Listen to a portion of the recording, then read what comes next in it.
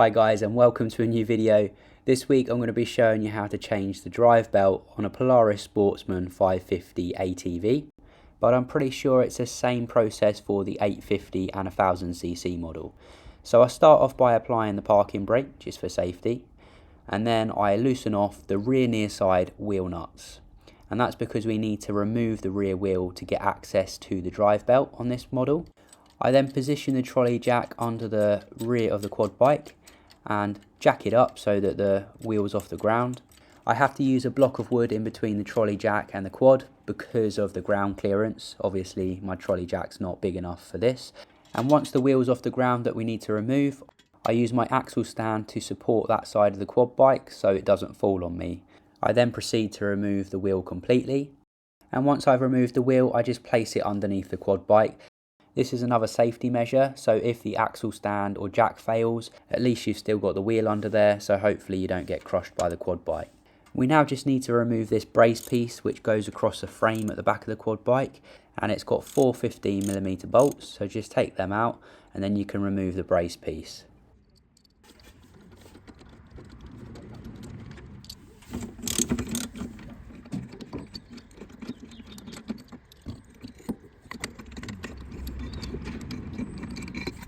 With that brace piece removed, we now need to remove the belt cover. So let's take the seat off, and you do that by just pulling it up at the back. I recently made a full service video for this quad bike showing you how to change all the fluids, spark plug, air filter, oil filter, all the grease points. So if you want to check that video out, I'll put a link to that in the description below. But the next step in this video is to remove the drive belt cover. So just go ahead and remove the 11 10mm bolts all the way around the edge of the drive belt cover. This one's got a clip on it which holds a conduit in place, so just don't lose that. And then this one under here is a bit tricky to get to, but you can just about get a ratchet in there. And there's a few more awkward ones around by the prop shaft, so you might need an extension bar on the ratchet just to reach in there and undo those bolts. There's one more underneath the quad bike, and there's a little cutout in the skid plate so you can get a combination spanner in there.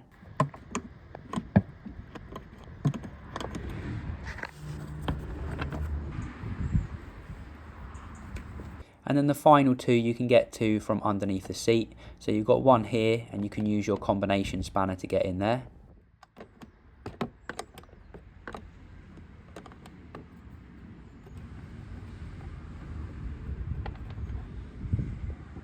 And on the other side I use my 1/4 inch ratchet with an extension bar again. And you can just about get in there to remove the bolt. I loosened it off from the top and then found that you can get in the wheel arch, and this makes it a little bit easier to remove the bolt completely. With the 11 bolts removed, you can now take the cover off, and then you have to try and wiggle it out from the frame. It is very tight to get the cover in and out. It's probably the hardest part of the job. Just be patient, give it a wiggle in all directions, and you do have to apply a little bit of force to try and get it out of the frame. And be careful not to pinch that hose back there because you don't want to damage it. And eventually it comes out. This is a belt setup on this machine. We've got a primary and secondary clutch. So when we start the engine up, our primary clutch starts to spin and the belt sits loose at this point. But as we increase the engine RPM, the bottom clutch squeezes together, which engages the belt. And then the secondary clutch begins to spin, which is connected to the gearbox and the drivetrain, which turns the wheels. The reason I'm replacing the belt today is because the machine's getting on a little bit, and this is the original drive belt. It started making a squeaking noise when you accelerate, and also the clutch isn't as responsive as we'd like. This is known as a CVT setup, so it's a continuously variable transmission. So as the primary clutch speeds up, you can see the belt move into the outside of the pulleys. At the same time on the secondary clutch, you can see it moving into the pulleys. So that's seamlessly changing the gear ratio. There's a really easy method to remove this drive belt. So we're going to start by squeezing the belt in between the two clutches, and that will open up the secondary clutch. You can also get a screwdriver in here just to open it up a little bit more, and that gives you more room to get the belt off. And then we're just going to walk the belt around the secondary clutch until it comes off, and then you can just remove it from the primary clutch. If we have a look at the edge of the old drive belt, you can see it's really shiny or glazed. That's what was causing it to slip and make the squeaking sound. It's also slightly stretched. so that's why it wasn't as responsive. Here we have a brand new one, and that's a replacement part number for it. And as always, I put links in the description to any of the parts and tools needed for this job. I'm working in the shed because it's absolutely chucking it down out there. First of all, I'm just going to use a brush just to clean up all around the clutch housing. You can see how dusty it is. If you've got an airline or an air compressor, just blow it out. Obviously wear a dust mask because you don't want to breathe this stuff in.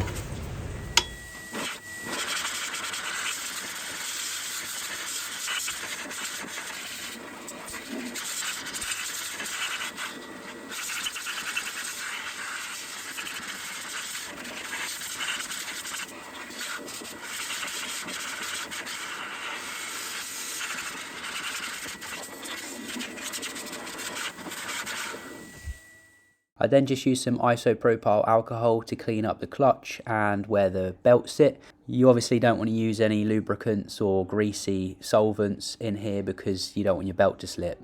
Now this primary clutch is connected to the engine, so it might be worth just disconnecting the battery for safety. It's not likely to start because the ignition is off and it will take quite a lot to turn this engine over by hand, but you never know. The new belt's a bit tighter, so it's proven to be fairly difficult to get on there. Should be able to just feed it round.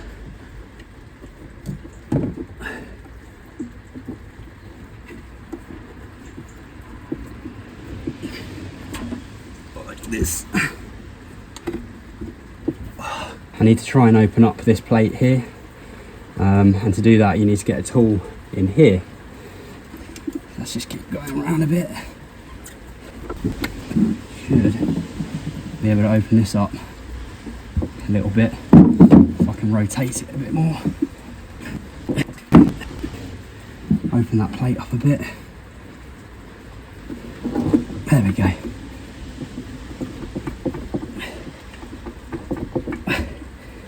Open it up wide. Push the belt in and then feed it round. Nearly there. We're on. Oh. Now just spin this until the belt tightens up. Perfect. I'm just going to start it up and make sure it runs nicely.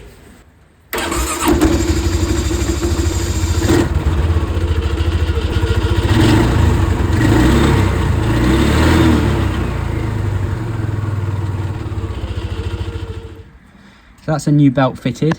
It's fairly straightforward. It's a little bit of a struggle trying to get it onto this pulley here, but with a screwdriver in there you can just open this up a bit and it gives you more room to get the belt on. So let's refit the cover and put this back together, and then we'll take it for a spin and see how we get on. If you live in the UK, just take the cover outside, allow nature to give it a wash, and then just wipe it out. Okay, that's lovely and clean. Let's try and get that back in there. I think this is going to be the hardest part, getting this bloody cover back in.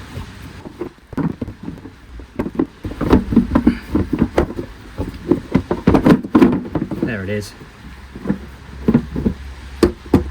Now this one up here holds the conduit, so let's put that one in first so we don't forget it. And the torque specification on these are really low, so just nip them up.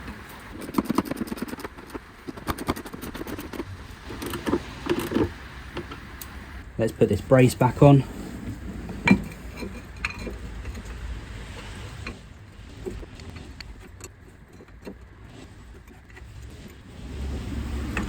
And the torque spec for this brace is 50 Newton meters.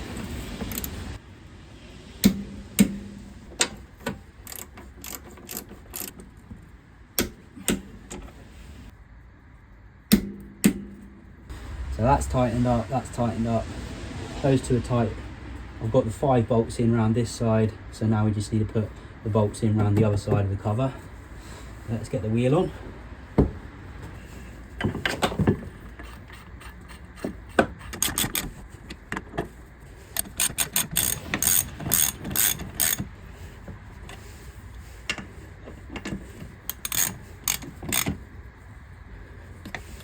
I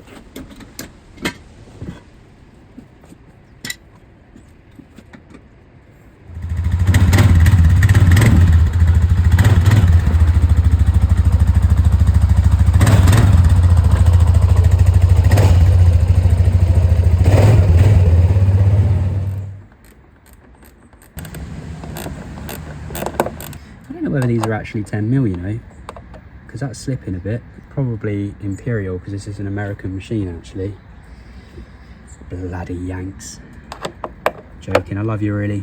Right, let's get the other one in there.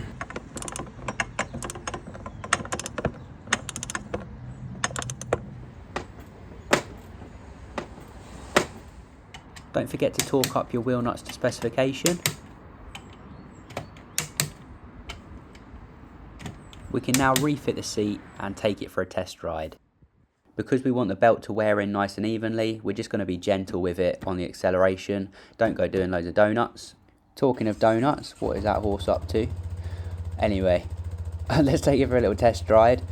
I'd like to say a massive thank you to everybody that supports the channel already. I appreciate every single one of you. And if you found value in this content and want to support the channel, please don't forget to give it a thumbs up. Consider subscribing if you're not already subscribed. It's completely free. And if you click that little alarm bell, you'll get notifications when I post new videos. And YouTube's also got this new hype feature. I'm not quite sure what it does yet, but if you click the hype button below, I think it's supposed to boost the YouTube algorithm so that more people can see this video. As a follow-on from the service video I made previously, I need to top up the transmission fluid, and that's because I've looked into the technical specs of this machine and it actually takes more than a litre of AGL, automatic gear case lubricant. So in that previous service video I only put 1 litre in because that's what the service kit came with, and I just assumed that that's how much oil it takes. But that's the first mistake. To assume makes an arse out of you and me.